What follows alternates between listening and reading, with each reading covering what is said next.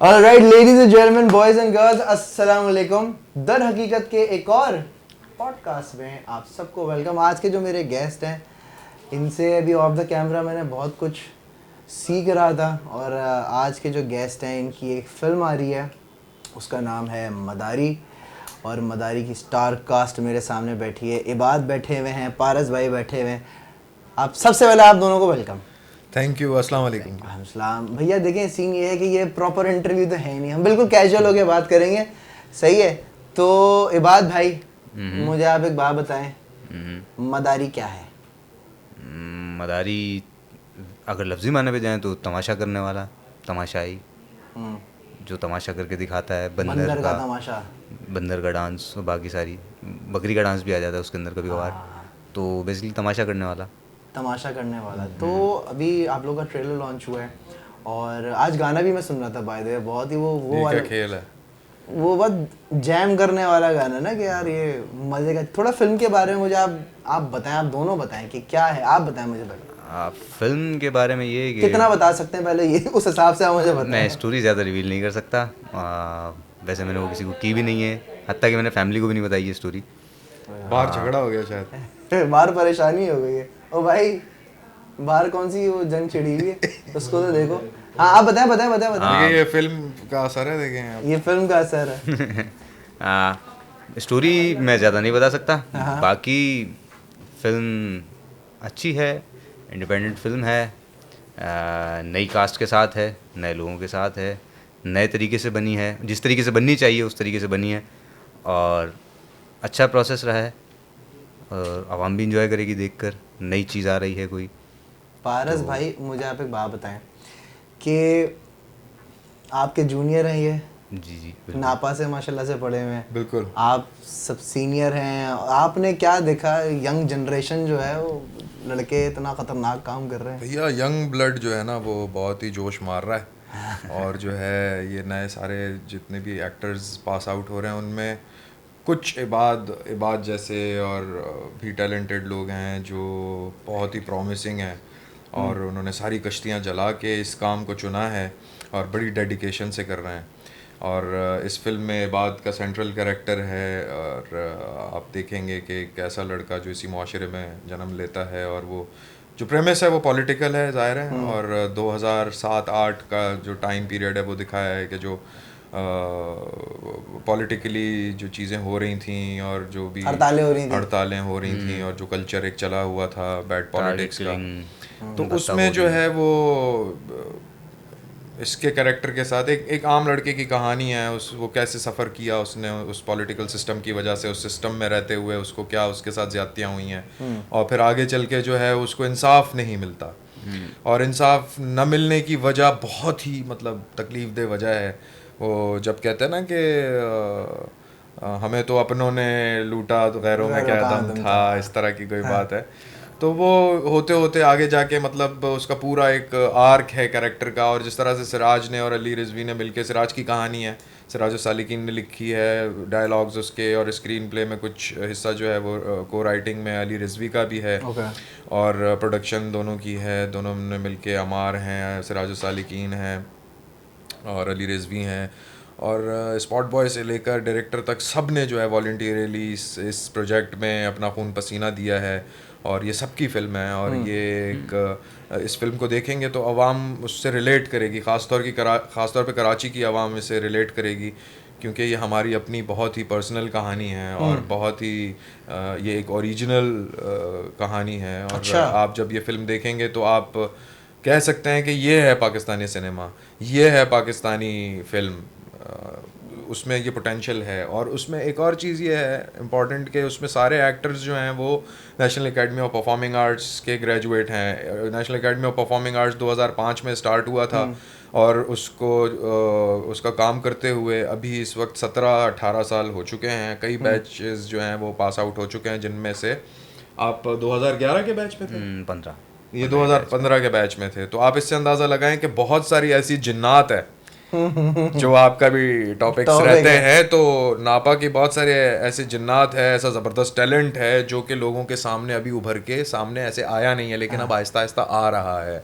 आप चाहे टीवी ड्रामे देख लें पाकिस्तान के, उसमें अचानक से एक किरदार आ जाता है जिससे लोगों को मोहब्बत हो जाती है और फिर बाद में वो अवार्ड भी ले रहा होता है, चाहे वो तोरा खान हो, चाहे वो अदनान समद का जो है वो ऐद वफा का कैरेक्टर हो जो उसने एक आर्मी पर्सनल बन के जो है किया।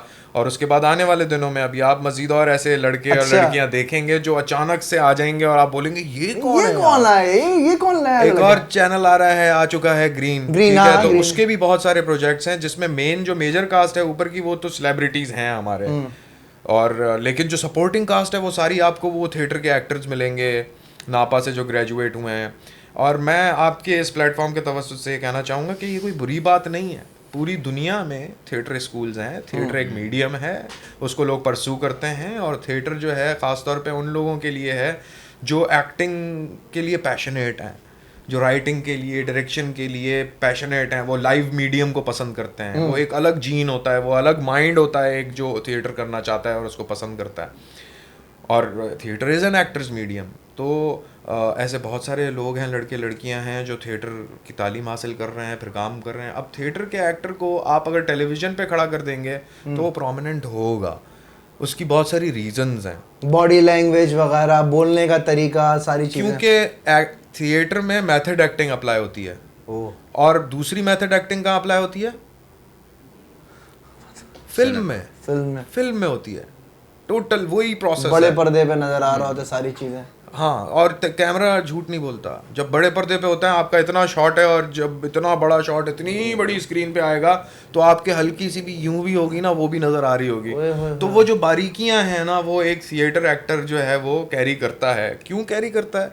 क्योंकि हमारी ट्रेनिंग ऐसी होती है, हम एक ड्रामा कई बार रिहर्स कर रहे होते हैं, उसका एक एक सीन कई बार रिहर्स कर रहे होते हैं, फिर उसके डीप डाउन जो एक अच्छे स्क्रिप्ट का जो स्क्रिप्ट एनालिसिस होता है वो असल चीज़ होती है कि डीप डाउन आप हर कैरेक्टर का आर्क, और एक बड़ा स्क्रिप्ट जो है ना उसमें हर कैरेक्टर का एक आर्क होता है।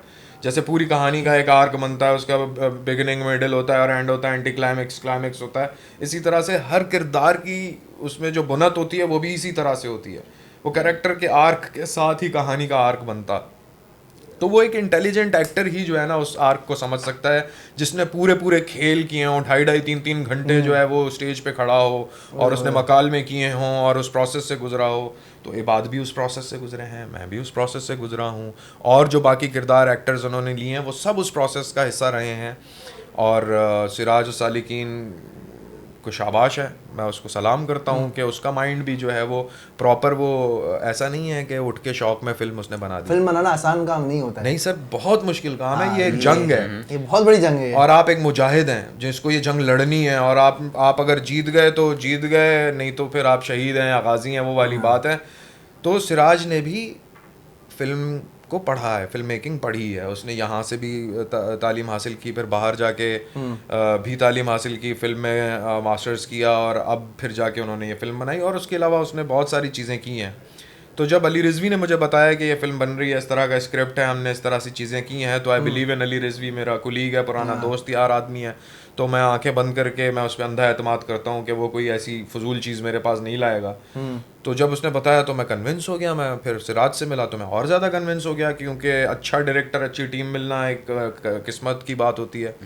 तो सिराज बहुत काम एंड क्वाइट आदमी है और बहुत ही क्रिएटिव आदमी है, और उसको समझ है इस काम की, तो उससे फ्रीक्वेंसी फ़ौरन से मिल गई, और हमने ये फिर डीप डाउन जाके काम मेहनत करके खून पसीना एक करके सब ने अपने कैरेक्टर्स पे काम किया, एक एक चीज़, और वॉलंटियरली, मतलब किसी ने ये नहीं किया कि हमें कोई पैसे मिल रहे हैं, अच्छा, या हमें जो है कुछ मिल रहा है इसमें से। लेकिन एक बात बताएं, क्या एक्टर बनना आसान है?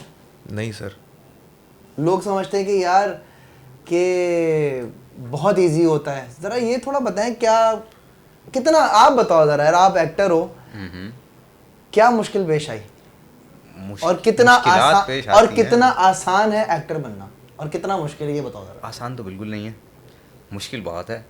ऐसा है कि एक्टर तो आप बन जाते हो, मगर उसको मनवाने का जो मरहला होता है ना, जो अब ज़ाहिर है आप एक्टर हो, आपको जब दूसरे देखेंगे तभी मानेंगे, तो वो जो दिखाने का और बाकी सारी चीज़ों का मरहला है ना, उसमें थोड़ा सा वक्त लगता है, टाइम लगता है।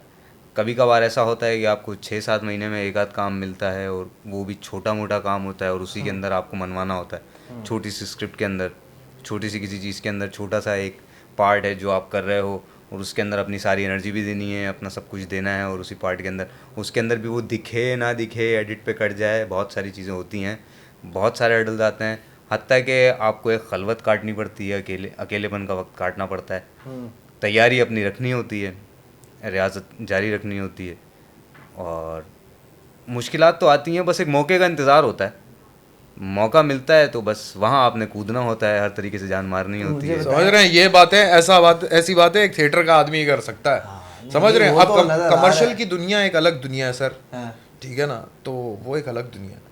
कमर्शियल में होता है ना कि मतलब एक वो होता है ना कि भाई वो लो एंगल शॉट हो, हीरो ने यूं पलट के देखा, वो चलता हुआ आ रहा है, लड़की के बाल यूं उड़ रहे हैं, उसने गन निकाली, वो फायर किया, लड़की का फैंटेसी और रियलिटी में फर्क है। अब हर तरह की ऑडियंस है, कुछ ऑडियंस जो है फैंटेसी देखना चाहती है, ठीक है, हवा में बाल उड़ रहे हैं और बड़ा ही वायलिन बज रही है, पत्ते गिर रहे हैं, ये हो रहा है, वो हो रहा है, और गाने गा रहे जा रहे हैं कहीं पे, ये सारी फैंटेसी है, जो कि हाँ ये फार्मूला जो है वो हमारे पड़ोसी मुल्क से आया है, और इस फार्मूला पे उन्होंने बहुत फिल्में बनाई हैं, और फिर उसके बाद देखा देखी हमारे मुल्क में भी इस फार्मूले पे बहुत फिल्म्स बनी हैं, but at the same time there are other formulas too, because देखें फिल्म जो है वो हमारा मीडियम नहीं है, जो बात है सीधी सीधी वो आप मानने की बात है, क्रिकेट हमारा गेम नहीं है, लेकिन हमारे यहाँ उसमें चीते मौजूद हैं, तो जाहिर है आपको किसी का गेम अगर आप उसको हराना है तो पहले आप वो गेम सीखेंगे, उसके रूल्स एंड रेगुलेशन सीखेंगे, फिर तभी जाके आप उसमें अगर पक्के हो गए। लगान फिल्म आपने देखी, अंग्रेज़ों से लड़ने के लिए उन्होंने क्रिकेट सीखी ना, फिर उनसे मुकाबला करने के लिए उनसे अच्छा खेलना पड़ा, ऐसा ही था। तो फिल्म भी ऐसी है। तो दुनिया में फिल्म वेस्ट से शुरू हुई है, और ये स्क्रीन उन्होंने ईजाद की है, और ये माइंड कंट्रोलिंग डिवाइस उन्होंने इन्वेंट की, और ट्यूब बनाई, और उसमें जो है उन्होंने इमेज बनाई। क्यों बनाई? क्योंकि ब्रेन को कंट्रोल करना है सारी दुनिया के। Film is a very influential medium, theatre is a very influential medium. Theatre तो उसकी तो तारीख बहुत ही पुरानी है ना, यूनान के टाइम से भी जो खुद को इजहारने का जो अंदाज़ है, तो लोगों ने गा के भी इजहारा, बोल के भी इजहारा, भेस बदल के भी इजहारा, लड़की बन के भी इजहारा, लड़का बन के भी इजहारा, जानवर बन के भी इजहारा। मकसद क्या है? खुद का कैथारसिस करना है। एक बहुत बड़ी तारीख है अदाकारी, और ये बहुत मुश्किल काम है। ये नफ्सियात से जुड़ा हुआ काम है। ये वो काम नहीं है कि आपने टिकटॉक पे दूसरे के डायलॉग लगाया और यूं यूं करके मुंह हिला लिया। ऐसा नहीं हो सकता। जब आप किसी के गंभीर डायलॉग पे शक्ल बना के और यूं करके मुंह हिला सकते हैं, ये एक अलग चीज़ है। उस किरदार की सिचुएशन को, इमोशन को जीना और उसको उजागर करना उस इंटेंसिटी के साथ is an art, this is a craft. ये मजाक नहीं है। मेरे बहुत सारे स्टूडेंट्स हैं जो कि मैं आर्ट्स काउंसिल में पढ़ाता रहा हूँ, मैं नापा में अभी पढ़ा रहा हूँ, national academy of performing arts में। बहुत सारे लड़के लड़कियाँ आते हैं जिनको एक्टर बनने का और स्टार बनने का शौक होता है। तो कभी कभार हमारे पास टिकटॉकर्स भी आते हैं, और मैं उनसे पूछता हूँ, मैं कहता हूँ बेटा आपको कहीं देखा है? सर मैं टिकटॉकर हूँ। अच्छा आपके कितने फॉलोअर्स हैं? Sir 3 point something followers, 1 million something followers. और मैं सर पकड़ के बैठ गया। मैंने कहा बेटा फिर आपको ज़रूरत क्या है इन सारी चीज़ों की? तो उन्होंने कहा कि हमें ज़रूरत है।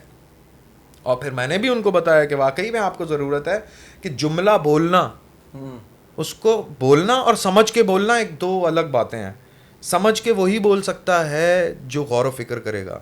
जो गौर व फिक्र नहीं करेगा वो यूं यूं करके मुंह बना लेगा, ऐसे ऐसे अदाएं दिखा देगा, वो चल जाएगा कमर्शियल में, कमर्शियलिज्म में चल जाएगा। लेकिन when you come to art and craft और वर्ल्ड वाइड स्टैंडर्ड पे आप मनवाना चाहते हो खुद को, तो फिर आप देखें नेटफ्लिक्स पे या अमेजोन पे जो वेब सीरीज़ चल रही हैं, इतनी सारी आप देख रहे हैं, उनमें नेक्स्ट लेवल एक्टिंग है। उसमें लगता ही नहीं कि ये अदाकारी हो रही है। अदाकारी करने का नाम नहीं है। अदाकारी ना करने का नाम है। जब हमने 3 साल अदाकारी पढ़ ली, क्यों ये बात, जब हमने 3 साल अदाकारी पढ़ ली और पैरा कमर्शियल खेल हम कर रहे थे, मरहूम ज़िया-मुद्दीन साहब अल्लाह उनको गरीक रहमत करे, हमारे उस्ताद मोहतरम, उन्होंने हमें कहा जब हम अदाकारी करते थे, सफ़ेद खून के नाम से एक था प्ले था, अडाप्टेशन है शेक्सपियर के ग्रेट ट्रेजेडी किंग लियर की।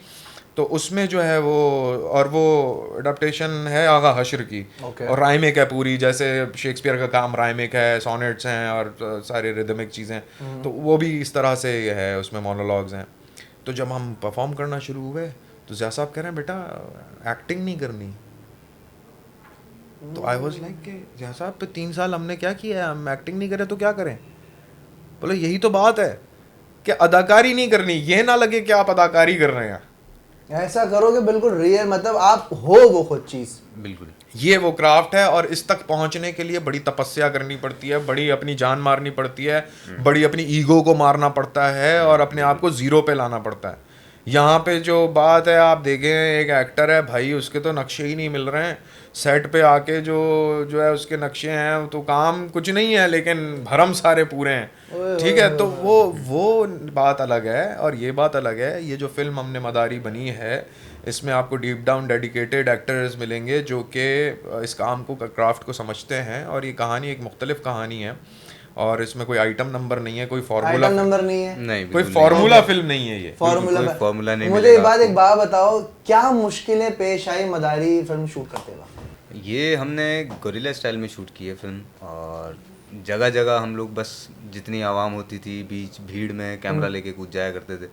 मैं एक्टर होता था, मुझे सिचुएशन समझा दी जाती थी, और अक्सर ऐसा होता था बच्चे और बहुत सारे लोग बड़ा पीछे लग जाते थे, अब सबको कैमरा में आना है। तो कई दफ़ा मैं ऐसा भी हुआ, मुश्किलात का आपने पूछा था, तो कई दफ़ा ऐसा भी हुआ कि सिराज ने एक दूसरा डमी कैमरा टाइप का भेज दिया है दूसरी साइड से कि बच्चे उसको फॉलो करें। मुझे बोलते कैरेक्टर में रहना है और यहाँ से ये वॉक करनी है, ये सिचुएशन है, ये है, ऐसा है, ओके ठीक है।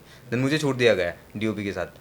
अब मैं निकला हूँ, एक साइड पे दूसरा फेक कैमरा गया हुआ है, उसको लोग बच्चे वगैरह उसके पीछे चले गए। हाँ, और फिर मेरे साथ आ रहा हूँ, मेरे साथ डीओपी के साथ में फॉलो। बच्चे फिर भी इतने चालाक, उनको गलियों के शॉर्टकट्स पता थे, वो घूम कर पीछे से आया करते थे, कैमरा के सामने आ रहे हैं तो वहाँ हमें बड़े हर्डल्स होते थे, कट लेने पड़ते थे, दूसरी जगह पहुँचना पड़ता था।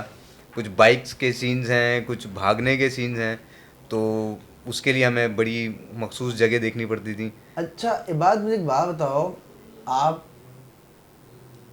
के कुछ शॉट्स मैंने देखे थे ट्रेलर में, आप गन चला रहे हो, किसी को मार रहे हो, और बहुत एक डार्क, मतलब तुम्हारा चेहरा जब मैं देख रहा हूँ ना तो बिल्कुल एक एक्सप्रेशन लेस, और ऐसा लग रहा है कि यार इसके दिमाग में इसकी अपनी जंग चल रही है, ये खिसका है और इसके जिस दिन जिससे भी हटेगी इसको मार देगा।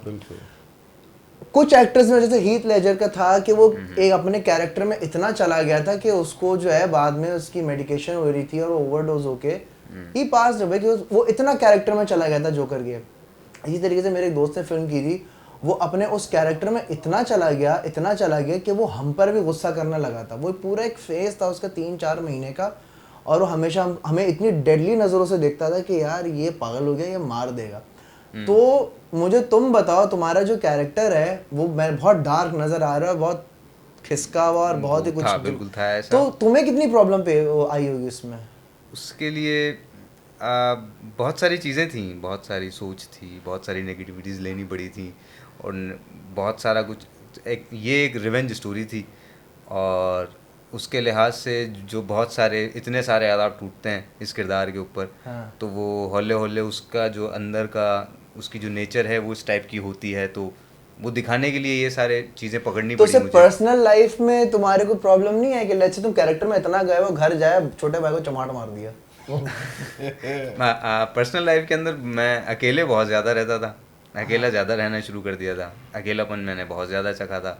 उस टाइम पे मैं बंद अकेला रूम में अपनी रिसर्च के तौर पे, अपनी ही रिहर्सल्स, अपनी प्रैक्टिस रूम के अंदर, उसमें तो वो अकेलेपन की वजह से भी एक चिड़चिड़ाहट, कराहियत वो खुद ही आना शुरू हो जाती है, तो वो भी एक मेथड का हिस्सा होता है। तो बहुत सारी चीज़ें थी उसके अंदर, जो थॉट प्रोसेस है उसको उस तरीके से लेना पड़ा था, और बड़ा डिस्कशन हुए थे सिराज से मेरे कि ये अगर इस तरीके का किरदार है तो ये डेफिनेटली ये भी सोचेगा, और इसके बाद इसने ये नेगेटिविटी भी रखनी है, और ये भी होना है। हाँ, तो वो सारा कुछ सोचा था। हाँ, करने के बाद कुछ मरहले तक मेरी सीरियसनेस रही थी, तो मैं काफ़ी सीरियस भी रहा। लोगों ने कहा पहले तू बड़ा यार ऐसा ऐसा हुआ करता था, अभी थोड़ा। मैंने कहा हाँ यार, वक्त होता है थोड़ा सा, ठीक है, चल जाएगा, हो जाऊँगा वापस अपने पेज पे आ जाएंगे, तो आ जाता है बंदा, नॉर्मल है, उसको तो सेंटर में आने के लिए थोड़ा सा टाइम लगता है। It's your first film? जी बिल्कुल। ठीक है, तो एज एन एक्टर तुमने क्या सीखा है इस प्रोजेक्ट को करने के बाद? क्योंकि 19 से 2023 एक लंबा टाइम है, ऑफ कोर्स में शूट और 10 चीज़ें हुई होंगी, तुमने क्या सीखा? कि क्योंकि देखो करना है समथिंग एल्स एंड उसको बाकायदा एक्सपीरियंस किया और सारी चीज़ें, तो क्या सीखा तुमने उससे? या बहुत कुछ सीखा। ऐसा था कि मैं थिएटर का एक्टर था। थिएटर हम लोग पूरी बॉडी से परफॉर्म करते हैं। उसके बाद हमारे पास जब एक तो खुदाए करम से मुझे किरदार थिएटर में भी माशाल्लाह अच्छे मिलते थे, क्योंकि मेरी आवाज़ अच्छी थी तो मुझे किरदार अच्छे मिल जाया करते थे। प्रोटैगनिस्ट मिलता था या एंटैगनिस्ट मिलता था। शेक्सपियर और बाकी सारे प्लेस के अंदर भी मुझे अच्छे मोटे किरदार मिलते थे जिनका बहुत ज़्यादा नुमाया होता था। उसके बाद मुझे ये मिला स्क्रीन टाइम बहुत बड़ा, जिसकी वजह से मैं पहले हिला था बिल्कुल कि मैंने सोचा कि मैं मतलब ज़ाहिर है आप इतना बड़ा 1.25-2 घंटे का आपका स्क्रीन टाइम है तकरीबन, और आप उसके अंदर इतने करीब से दिखाए जा रहे हो और कोई भी आपका इमोशन कोई भी चीज़ रिपीटेशन ना हो किसी किस्म की, और वो सब कुछ रखना है। तो मैंने कई सारी चीज़ें सीखी, हत्ता कि मैं मरहलों से गुजर के उस खामोशी की अदाकारी को मैंने एक्सप्लोर कर लिया कि जो खामोशी में की जाती है बिना किसी जुमले के, किसी लफ्ज़ के, आप खामोश रह के भी जो परफॉर्म करते हो, मैंने उसको बड़ा एक्सप्लोर करने की कोशिश की है इसके अंदर।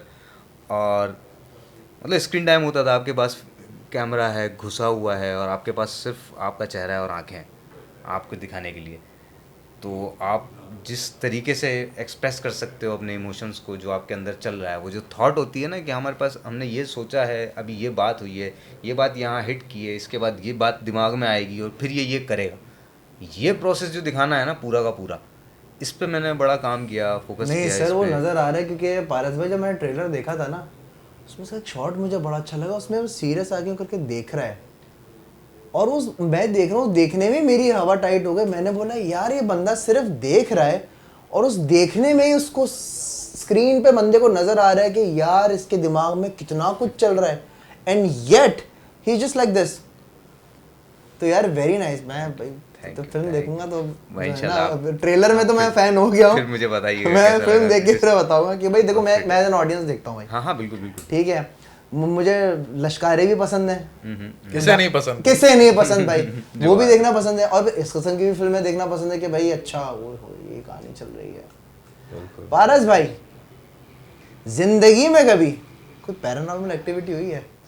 मैं आपको जिस तरीके से मैं बहुत हुई है यार पैरानॉर्मल एक्टिविटी। मैं ये भी एक पैरानॉर्मल एक्टिविटी है जो अभी हो रही है। अल्लाह समझ रहे हैं, एवरीथिंग हैज़ एक रुख होता है, जैसे तस्वीर के मुख्तलिफ रुख होते हैं, तो हर तस्वीर का रुख होता है और उसके अंदर कुछ ना कुछ ऐसा है। ये डिपेंड करता है, वो एक बहुत मशहूर कहावत है कि जिसकी जितनी नज़र है उसको उतनी खबर है। तो जो जितनी गहरी नज़र रखता है जो चीज़ों को, और अल्लाह की कुदरत ऐसी है कि उसको जब जितना आप एक्सप्लोर करेंगे micro to mass level, there is a lot. ठीक है, आप घुसते चले जाएंगे, वो चीज़ ख़त्म नहीं होगी और उसकी चीज़ें आपको नज़र आती जाएंगी। आप एक एटम तक पहुंच जाएंगे तो एटम के अंदर एक नई यूनिवर्स खुल जाएगी। बिल्कुल बिल्कुल। तो इसी तरह से जिन्नात और पैरानॉर्मल और ये सारी चीज़ें भी ऑब्वियसली एग्जिस्ट करती हैं। तो कुछ लोग उसको महसूस कर जाते हैं जो इंटरनली इस तरह से सेंसिटिव होते हैं, क्योंकि हर तरह का इंसान अल्लाह ने बनाया है। कुछ लोग ऐसे ही होते हैं, लाउबाली से होते हैं, वो चीज़ों को सतही देखते हैं। कुछ होते हैं उस चीज़ों पे गौर व फिक्र करते हैं और डीप डाउन चले जाते हैं, सोचते हैं कि ये क्यों हुआ, ऐसा क्यों हुआ। तो ये जो कायनात है ना, ये एक पावर से चल रही है, जैसे आप ग्रेविटेशनल फोर्स बोलते हैं ना, कि वो एक मैग्नेटिक पावर है जिसके पावर से सारी चीज़ें बैलेंस्ड चल रही हैं। कायनात अल्लाह ताला ने मीज़ान के कानून पे बनाई है। तो जिस भी चीज़ के बारे में, हर चीज़ एक ग्रेविटी रखती है, हर चीज़ एक अपने अंदर एक एनर्जी रखती है जो खुद अपनी तरफ खींच रही होती है। अल्टीमेटली हम सब एक ही तरफ खींच रहे जा रहे हैं, वो ब्लैक होल की तरफ जा रहा है, सब कुछ उसी तरफ खींच रहा है। तो हम अब आप अगर इसको इमेजिन करें ऐसे थोड़ा सा कि सब जो है ना वो एक चीज़ की तरफ खींचते चले जा रहे हैं, तो वो जब एक ही तरफ सब जा रहे हैं तो बीच में आपस में टकराते भी हैं। समझ रहे हैं, सब एक ही तरफ जा रहे हैं तो थोड़ा सा करीब भी आ जाते हैं एक दूसरे के। तो आप जिस भी चीज़ के बारे में सोचते हैं ना, तो वो आपकी तरफ आना शुरू हो जाती है। आप अट्रैक्शन का पावर रखते हैं as a law of attraction जिसको कहा गया है। बिल्कुल, लॉ ऑफ अट्रैक्शन सिर्फ ज़मीन पे या हर चीज़ पे अप्लाई होता है, सिर्फ चीज़ों पर नहीं होता कि मुझे ये मोबाइल चाहिए। मतलब हर चीज़ पे। ये अब ये गद्दी पड़ी हुई है, ये भी लॉ ऑफ अट्रैक्शन के उसमें पड़ी हुई है ना, वरना तो हवा में उड़ रही होती है। तो कहने का मकसद ये है कि हर लिविंग बीइंग और नॉन लिविंग बीइंग अपने अंदर एक चार्ज रखती है जो खुद के तरफ या तो खींचती है या रिपेल आउट करती है। और ये नेगेटिव पॉजिटिव चार्जेस हैं, आप या तो करीब होंगे उसके या आप उससे थोड़ा सा दूर होंगे, जैसे मैग्नेट होता है। इसी तरह से आप अब अगर कहीं जाएं और आपने सोचा यार मुझे करोला गाड़ी लेनी है या मुझे फलानी गाड़ी लेनी है, तो वही गाड़ी आपको सबसे ज़्यादा नज़र आना शुरू हो जाएगी। अगर आप जिस चीज़ के बारे में सोचेंगे वो चीज़ आपकी ऑब्जर्वेशन में ऑटोमेटिकली आना शुरू हो जाएगी। ये क्या है कि साइकोलॉजिकली आप जो भी चीज़ सोचते हैं तो आप कॉन्शियस माइंड के साथ 10% सोचते हैं, बाकी जो परसेंट है तकरीबन आप समझे कि जो सबकॉन्शियस है आपका, उसमें सारी पिक्चर्स सारी चीज़ें जमा होती रहती हैं जब तक आप उसको कॉन्शियसली एक्सपीरियंस नहीं करते। ठीक है ना, इल्मुल यकीन के बाद ये हक़्क़ुल यकीन है ना, तो वो वाली बात है। अब जब आप जिन्नात के बारे में सोचेंगे और आप सोचेंगे कि यार पैरानॉर्मल एक्टिविटी, और आप उसके बारे में सोचना शुरू करेंगे और एक्सप्लोर करना शुरू करेंगे, तो अल्टीमेटली वो आपके सामने ज़ाहिर होंगी। वाह। और जैसे कि फॉर एग्जांपल हम सब मुसलमान हैं अल्हम्दुलिल्लाह, और जो नहीं भी हैं, जो दूसरे मज़ाहिब के हैं, तो उनके विर्द वजीफ़े होते हैं, ठीक है ना। तो उस विर्द को पढ़ते रहते हैं। जैसे हम अल्लाह के जो अस्मा हुसना है, अल्लाह ताला के जो सिफ़ाती नाम है, हम किसी एक नाम का जिक्र करते हैं तो उसके असरात हमारे ऊपर मुरत्तब होते हैं। इसी तरह से वजीफ़े अस्कार होते हैं, चीज़ें होती हैं। तो अगर आप किसी जिन को याद करेंगे तो वो आएगा, जी बोलें क्या बात है, क्या काम है। तो वो अगर कोई किसी के कोई प्रॉपर थ्रू चैनल किसी आलिम से मिलके और कोई बात करके समझ के उस्ताद की रहनुमाई के हिसाब से अगर वो जिक्र अस्कार करेगा तो उसके पास मौकिल भी आएंगे, उसके पास जिन्नात भी आएंगे, क्योंकि इंसान को अल्लाह ताला ने बड़ी पावर दी है।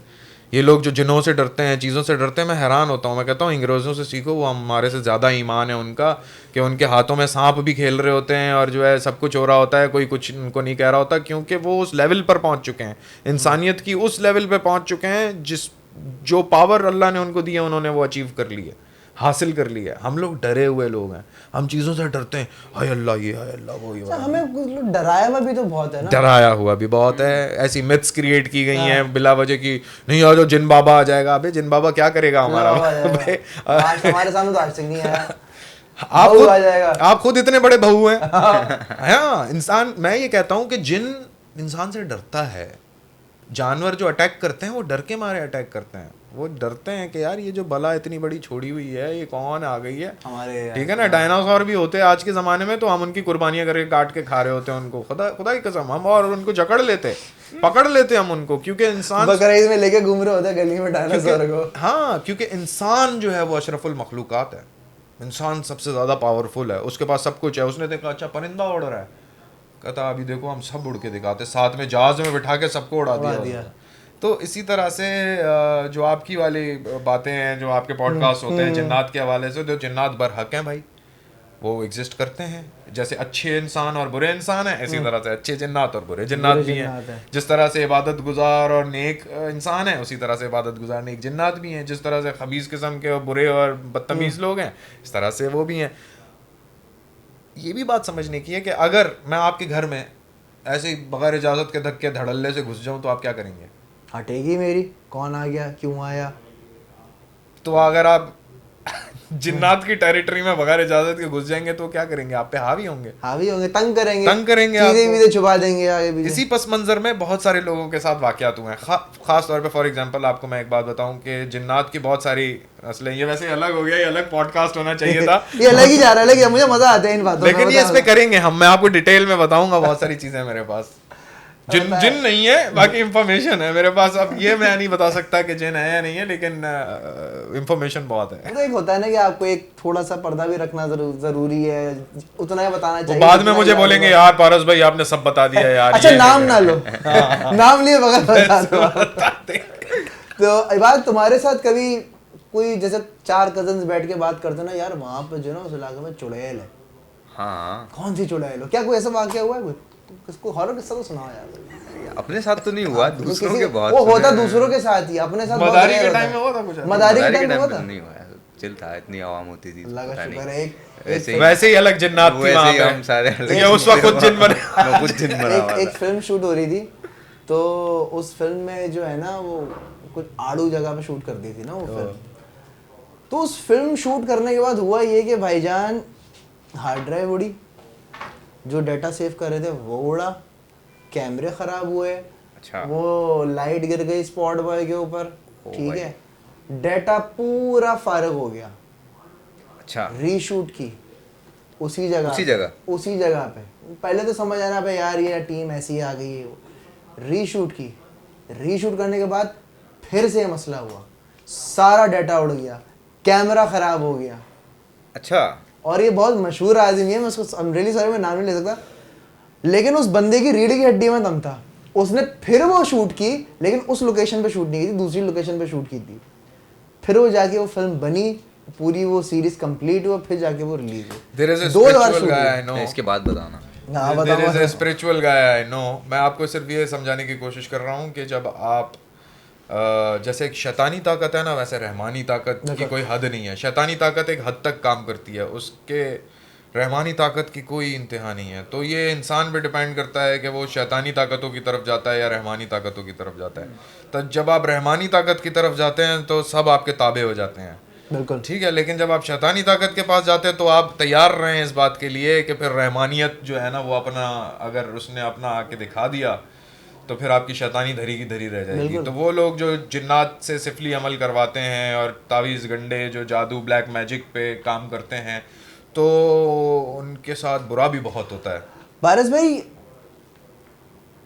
एक मखसूस कौम है जो बिलीव करती है फलाना बाबा महबूबा के कदमों में, इस मसले का हल, उस मसले का हल, और ये एक बहुत बड़ी एक तादाद है लोगों की। ज़ईफ़ुल एतक़ादी है बेसिकली। देखें, जिसने कुरान नहीं पढ़ा या जिसने अल्लाह ताला की इल्हामी किताबों को नहीं पढ़ा, तौरात, इंजील, ज़बूर और आखिर में कुरान, तो जिन्होंने इन किताबों को नहीं पढ़ा, अल्लाह की बात नहीं सुनी, तो उन्होंने ज़ाहिर है उनको बड़े उनके साथ मसले हैं, वो गुमराही का शिकार हैं। वो तो ऐसा खाली हार्ड ड्राइव में भी अगर आप जो है गंद भर देंगे तो वो ज़ाहिर है करप्टी होगी ना।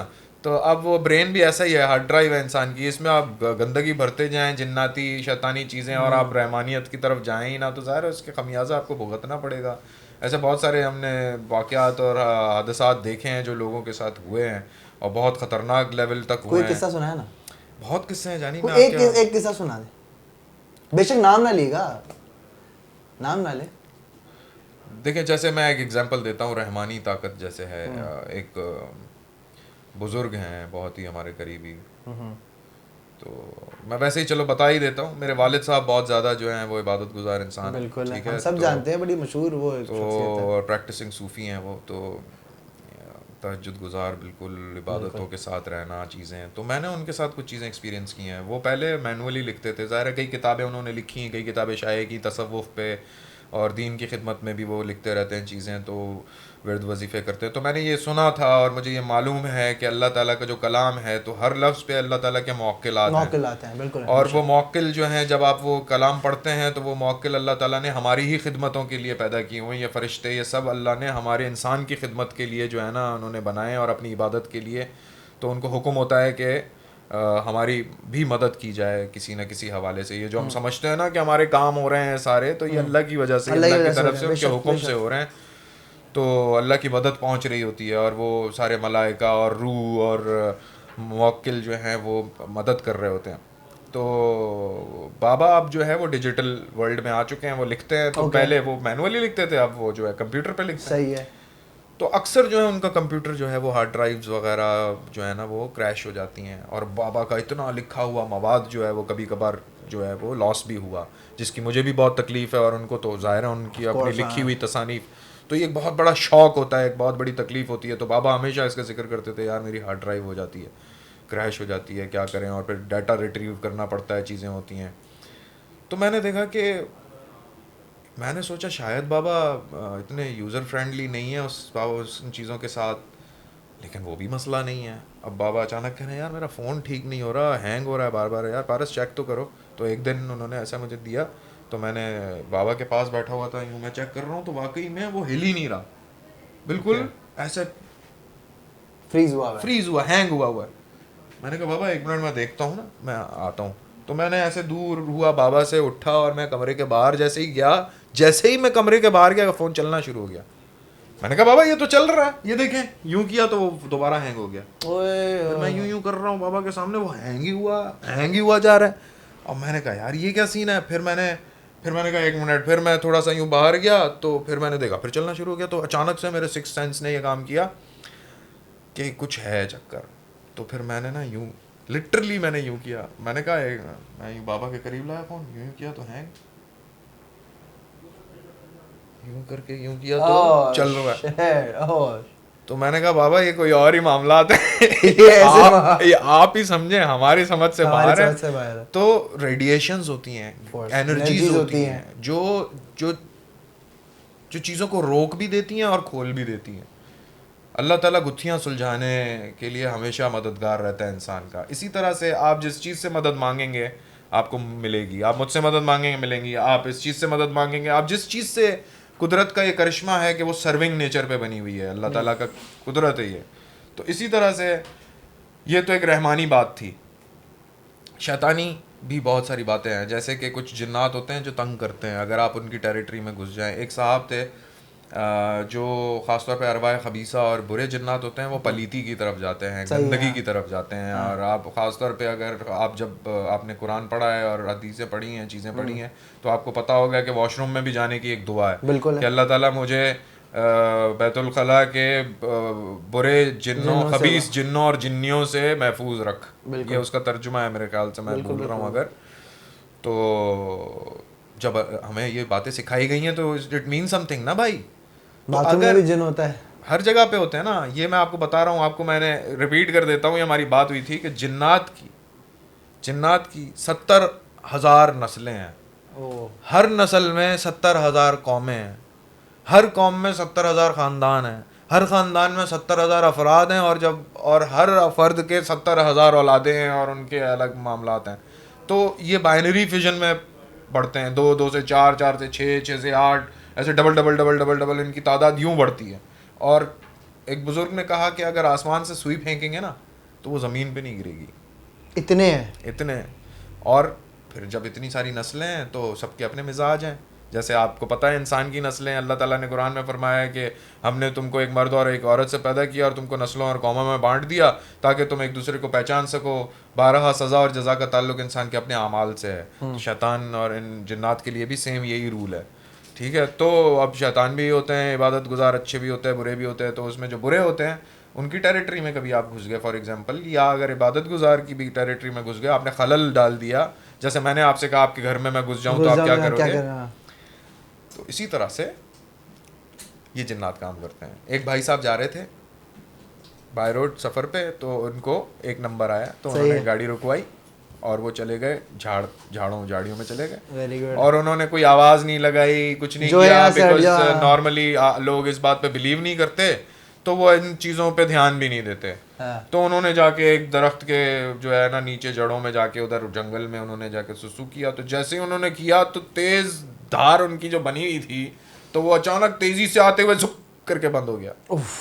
जब वो यूं बंद हो गया तो बंदा वो परेशान हो गया कि ये मेरे साथ क्या हुआ, ये कौन सी मेडिकल कंडीशन है। और उसको खुजली शुरू हो गई, अपने नाफ के नीचे खुजली शुरू हो गई। भाई साहब खुजा खुद को जख्मी कर लिया, और एक पॉइंट पे जाके उन्होंने उधर हैदराबाद के करीब कहीं उसको उतारा है, और किसी तरह से किसी ने बताया उसको कि वहाँ फलां जगह पे एक बाबा हैं, उधर बुजुर्ग हैं, वो बड़ा अच्छा वो करते हैं, उधर आप चले जाएं, वो ये चीज़ें। तो होते होते वो उसका पेट फूलता जाए और जो है वो परेशान बंदा हालत से निकला जाए, वो उसकी हालत इतनी ख़राब।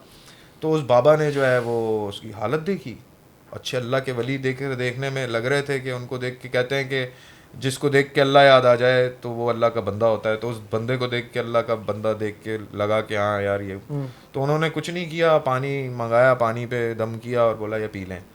तो उसने कहा मेरी हालत ख़राब है, मैं और पीऊँ, लेकिन बोला आप पिएँ तो सही। उन्होंने एक घूंट पिया और थोड़ी देर के बाद वो वॉशरूम भागे तो आधे घंटे तक वो वॉशरूम में ही रहे और फिर वहीं बेहोश हो गए।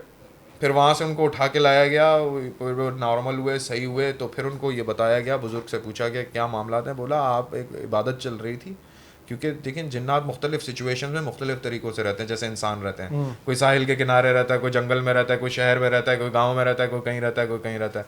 तो कुछ जिन्नात हैं जो हवा में मौलिक रहते हैं, कुछ जिन्नात इंसानों की आबादियों से दूर पहाड़ों में, जंगलों में रहते हैं, मस्जिदों में, ऐसी जगहों पे जहाँ पाक कुछ जगह छोटे हो, सुराखों में भी रहते हैं। सुराखों में रहते हैं, मचानों में रहते हैं, जो घरों में साथ रहते हैं, जैसे नहीं बिल्लियां आती हैं घर का खाना भी खाती हैं, हाँ। साथ रहती हैं, आपकी टांगों में भी घूम के चली जाती हाँ। हैं। तो ये जिन्नात भी इसी तरह से होते हैं।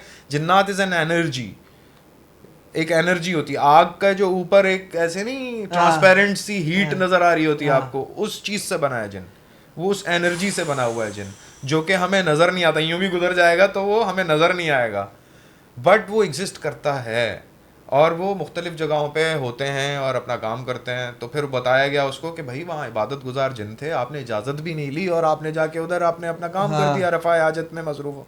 तो वो उन्होंने आपको पकड़ लिया, उन्होंने पकड़ लिया आपकी, आप उनका बंद कर दिया उनको उन्होंने। इसी तरह से बहुत सारे वाक़यात हैं, आंखों देखे भी हैं और सुने सुनाए भी हैं। लेकिन लिटरली मैंने खुद चीज़ें एक्सपीरियंस भी किया हैं। मैंने खुद पर्सनली एक इंसान के ऊपर मैं मजाक समझता था और मैं झूठ समझता था कि ये जो नहीं करते यूं करते हैं ना कि जिन आ गया इसके ऊपर, और कौन है, कहाँ से आया है तू, ये वो आवाज बदल जाती है, पर्सनैलिटी चेंज हुई हुई होती है। ये झूठ नहीं है, ऐसा ही होता है। I have seen my friend in this situation and I was alone with him at that time. और मैं बताने की बात नहीं है, मैं जिक्र अस्कार में रहता हूँ, अल्लाह की इबादत हम सब करते हैं, मैं भी कोशिश करता हूँ, मैं कोशिश करता हूँ वज़ू से रहूँ, अल्लाह को याद करता रहूँ हर वक्त, मैं कोशिश करता हूँ मैं दुरूद शरीफ पढ़ता रहूँ।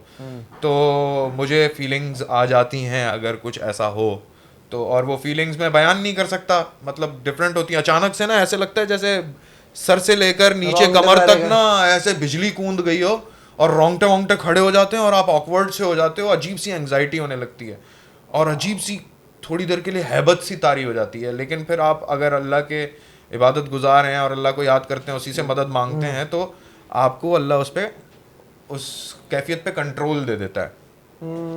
आई have seen my friend, he was talking to me like he have never talk with me before, मतलब उस तरह से उसकी आँखों की जो ढेले हैं वो ही अजीब तरह से वो मुझे देख रहा है, आवाज़ की टोन चेंज हो गई, बात का अंदाज चेंज हो गया, एक्सप्रेशन चेंज हो गया, एक अलग पर्सनैलिटी मुझसे बात कर रही थी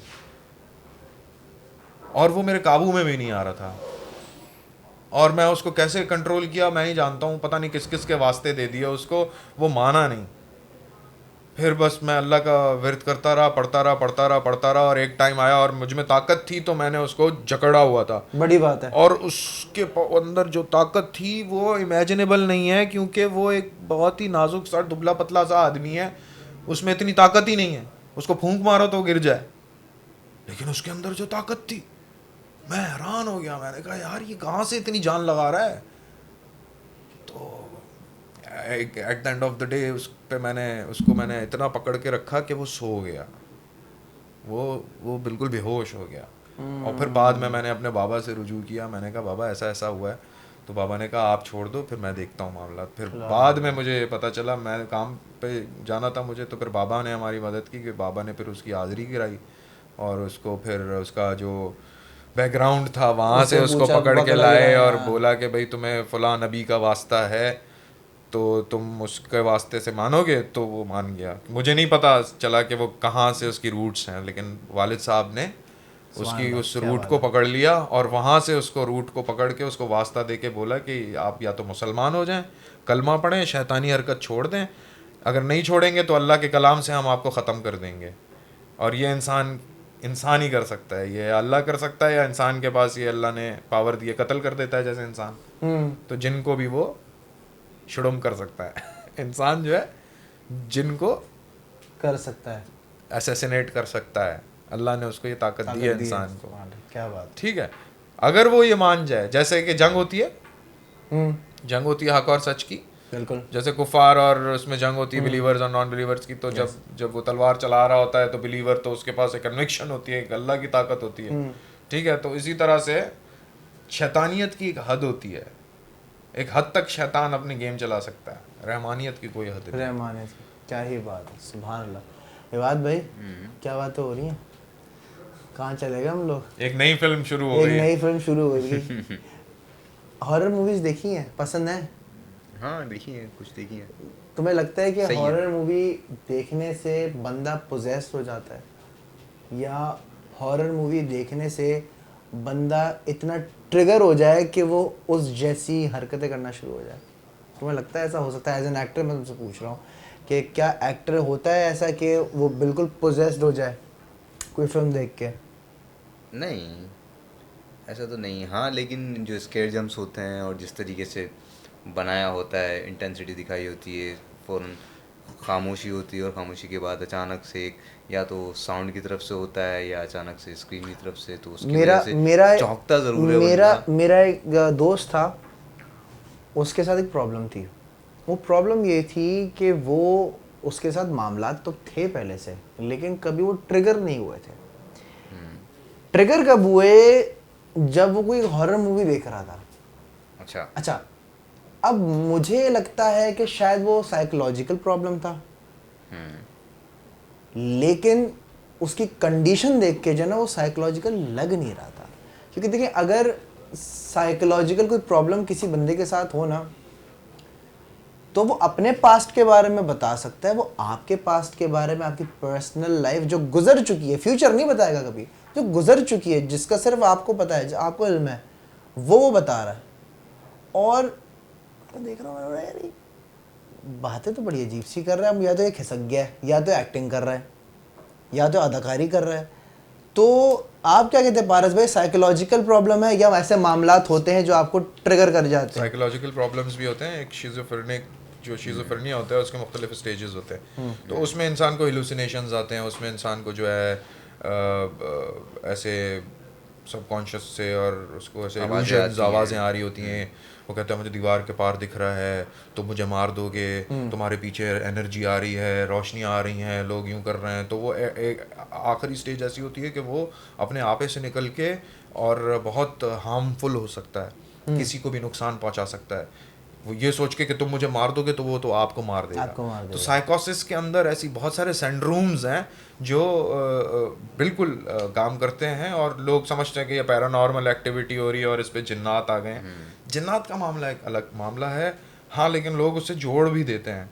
अक्सर ख़वातीन के साथ जो हैं कुछ मामलात हो जाते हैं, कुछ सिंड्रोम्स हो जाते हैं, उनके बायोलॉजिकल चेंजेस के दौरान चीज़ें हो जाती हैं। और अगर कोई और ट्रॉमा से गुजर रही है तो वो उनके ऊपर भी ऐसी जो सप्रेस रही हो बहुत ज़्यादा, मैंने गांव देहातों में बहुत देखा है। और मुझे लगता है कि ये एक स्केप भी है। एक लड़की, उसकी शादी उसकी मर्जी के बगैर खिलाफ की जा रही थी। तो ऐसी बहुत सारी बंदा स्टोरीज आपको साइकोसिस में मिलेंगी। चला जाता है? नहीं, मैं बता रहा हूँ, एक्टिंग भी होती है। अच्छा। ठीक है, अब उस पे उसके ऊपर उसकी मर्जी के बगैर शादी की गई, तो वो जिसके साथ जा रही थी, भागना चाहती थी या उसके साथ भाग गई, तो उन्होंने उसको कारोकारी करके मारने की तो उसकी माँ ने उसको इस तरह से बचाया कि इसके ऊपर तो जिन्नात है, इसके ऊपर तो साया है, और उसको समझा दिया भाई यही तरीका है निकलने का, जान बचाने का, वरना मार देंगे।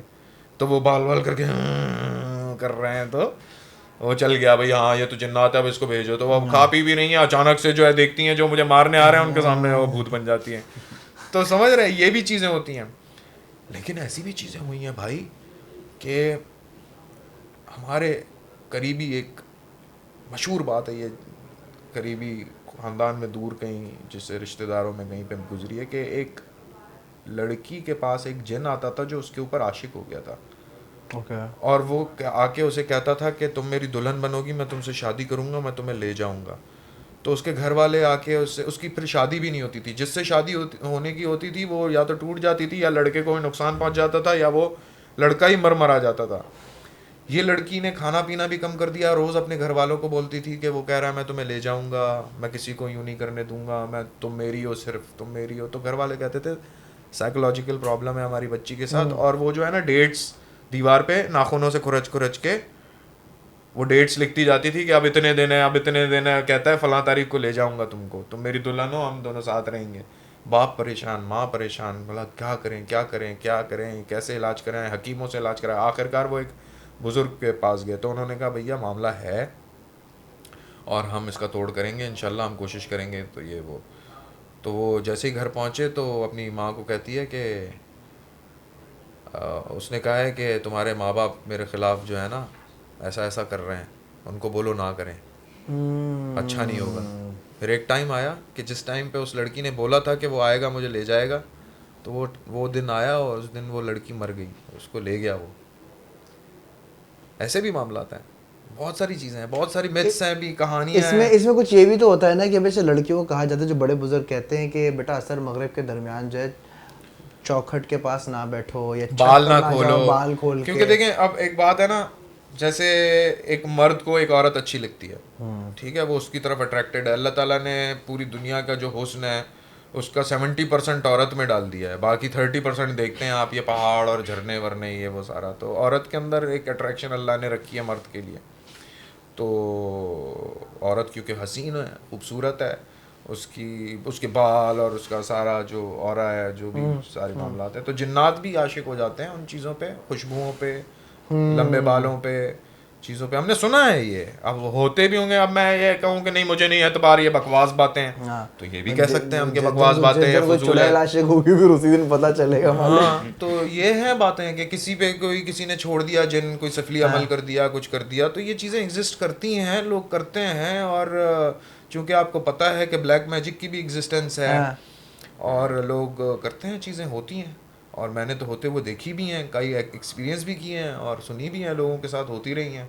एक गांव का एक वाक़या है कि एक लड़की जो है वो घर का काम करती थी, तो छत पे जाके वो कपड़े वपड़े सुखाने के लिए टंगाती थी, तो झाड़ू जब सहन में दे रही होती थी तो चूहे की तरह ना आगे पीछे उसके ऐसे चूहे घूम रहे होते थे, तो उसने वो 1-2 बार झाड़ू से वो चूहे मार दिए उन्हें। जो दिए तो वो लड़की को ख्वाब आया कि तू हमारे बच्चे को क्यों मार रही है। तो वो लड़की समझ ही ना पाए, वो बोले ऐसे ही हमें कोई बात आ रही है ख्वाब में। फिर वो जाए झाड़ू करे, वो उधर से गुजरे, वो मारे, वो उसको ख्वाब में आके बोल रहे हैं भैया हमारे बच्चे खेल रहे हैं यहाँ पे, उनको खेलने दो, तुम मार क्यों रही हो उनको। वो समझे पता नहीं क्या, वो फिर उसने मार दी। अब हुआ ये कि वो जो कपड़े धोकर छत पे डालती थी, वो कपड़े बीच में से फटना कटना, ऐसे जैसे कैंची से काट दिए किसी ने। फिर उसके बाद लड़की के बाल झड़ना शुरू हो गए, उसको बीमारी लग गई, जवान लड़की, वो ऐसे सूख के कांटा होना शुरू हो गई।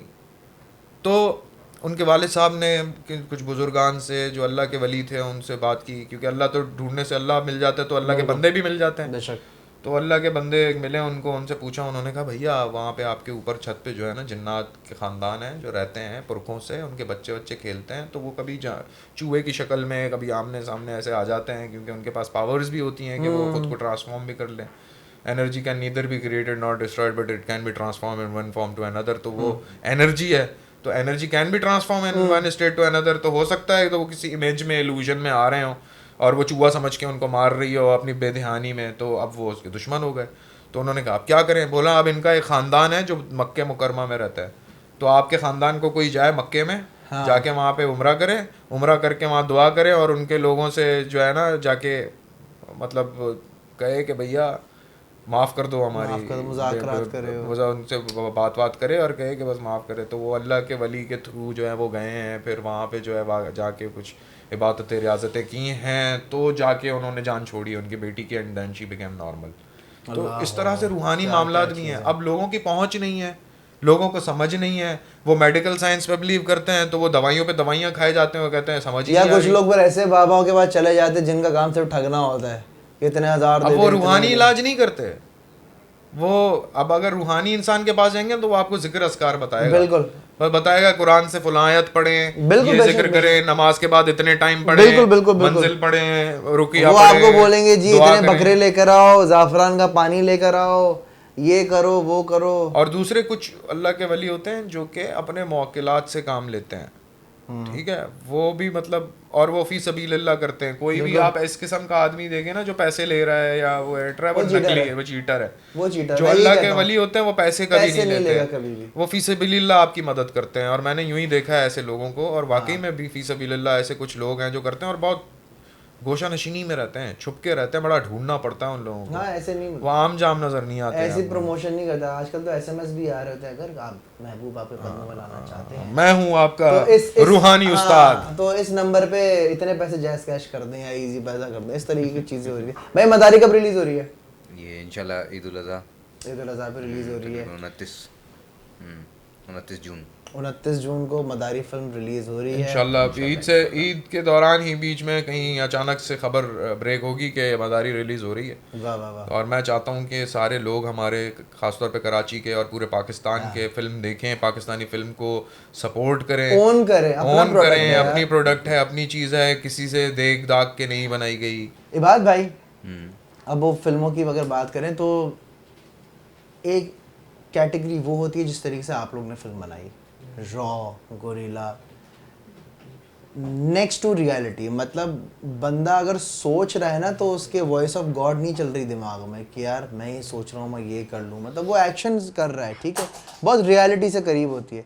एक फिल्म वो होती है जो हम देखते हैं वो स्लो मोशन और ये वो हड़ा हुड़ी वो फलाना ढिमकाना। एक फिल्म वो होती है जो कि होती है पाकिस्तान की ही है, लेकिन वो इतनी वल्गर होती है कि आप बोलते हो कि यार ये प्रोडक्ट क्यों बन रहा है। तो आप इसके बारे में क्या कहना चाहोगे, क्यों होता है ऐसा, ऐसी फिल्में बनना सही है? उन फिल्म मेकर्स को लगता होगा कि ये बिकता है, ये चलता है, इसलिए वो बनाते उनको होंगे। सही लगता है, बिकती हैं ये चीज़ें। कहाँ रेनबो बिकती सेंटर में हैं? बिकती थी पहले ऐसी चीज़ें। नहीं देखिए, मुझे ऐसा लगता है कि लगता क्या है, ऐसा है कि जॉनर्स हैं, मुख्तलिफ जॉनर्स हैं फिल्म्स के ना। तो हर जॉनर में फिल्म बनती है। कोई रोमांटिक कॉमेडी बना रहा है, कोई एक्शन थ्रिलर बना रहा है, कोई ट्रेजाई कॉमेडी बना रहा है, कोई सस्पेंस पे बना रहा है, कोई हॉरर पे बना रहा है, कोई सिर्फ रोमांटिक फिल्म बना रहा है, तो कोई आर्ट फिल्म बना रहा है, कोई रिवेंज स्टोरी बना। तो इंटरनेशनल थीम्स के ऊपर, मुख्तलिफ जॉनर्स के ऊपर फिल्म्स बन रही हैं। तो ये फिल्म जो है इंडी फिल्म मेकिंग है, बिल्कुल एक एक्शन थ्रिलर है, ड्रामा कह लें आप इसमें, और ये एक जॉनर है और वर्ल्ड वाइड इसको लोग एक्सप्लोर करते हैं, इसमें फिल्में बनाते हैं और बहुत सारे लोगों ने बनाई हैं। तो सिराज ने भी उसी चीज़ को मद्देनज़र रखते हुए एक जॉनर को चुना है और उस जॉनर के अंदर अपनी कहानी को कहा है। एक आखिरी सवाल है मेरा, हमारी फिल्में नेटफ्लिक्स पे क्यों नहीं आती? क्योंकि नेटफ्लिक्स को भी ट्रस्ट नहीं हो पाता होगा हमारे प्रोडक्ट्स पे। हाँ, जब वो ऐसी वाली फिल्में देखेंगे जैसी अभी आप बता रहे जिसकी थे, आप बात कर अंडा रहे आएंगे थे, फिर वो। तो वो तो नहीं आएंगे ना। हाँ, ऐसी वाली फिल्में देख के, जैसे लाल कबूतर है, Oh, yes. केक है, या हमारी ये वाली फिल्म है इस तरह की, या बिलाल लाशारी की जो फिल्म है लेजेंड्स ऑफ मौला जट, इस तरह की फिल्म्स का है स्कोप, वो आ सकती हैं। हाँ, इनका लेकिन scene जब है। तक उनको ये ट्रस्ट बिल्ट हो कि हाँ यार पाकिस्तान में क्वालिटी कंटेंट बन रहा है और क्वालिटी एक्टिंग और ये सब जो है ज़बरदस्त है, तो फिर हो सकता है बनते बनते एक टाइम आए कि वो कहें कि हाँ आपका कंटेंट हम ले सकते हैं, वरना वो हमें इस काबिल ही नहीं समझते।